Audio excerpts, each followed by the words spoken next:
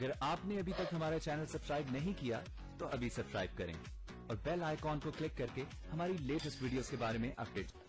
अस्सलाम वालेकुम, हमारे चैनल में खुश आमदीद। नवाब हशमत अली को एहसास होता है कि उसने गलत फ़ैसला किया है और रोशनी के साथ नाइंसाफ़ी की है। वो बहुत पछताता है और रोशनी से माफ़ी भी मांगता है, मगर रोशनी उनको माफ़ नहीं करती। रोशनी हर एक के ताने बर्दाश्त करती है, अपनी फुप्पो के, रेयान के और रानिया के। उसकी बर्दाश्त ख़त्म हो जाती है, वो जहर खा लेती है, मगर उसी वक्त रेयान उसको हस्पताल ले जाता है और वो बच जाती है।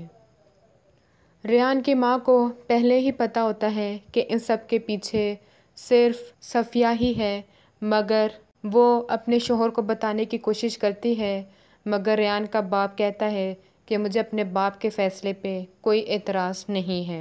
रानिया अपनी माँ को भी हर मामले से दूर कर देती है कि ये मेरी जंग है और मैं ही इसका हल निकालूंगी।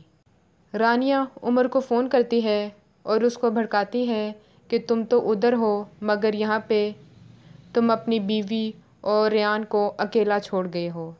जिस पे उमर परेशान हो जाता है कि इसमें कोई चालाकी तो नहीं कि रेयान ने मुझे यहाँ पे भेजा।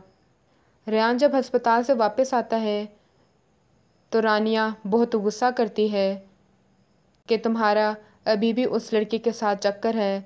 तो रेयान बहुत गुस्से में आ जाता है, उसका गला पकड़ लेता है कि अगर तुम हद से ज़्यादा गुज़री तो मैं और ज़्यादा हद से गुज़र जाऊँगा और लिहाज भूल जाऊँगा कि तुम्हारा मेरे साथ रिश्ता क्या है।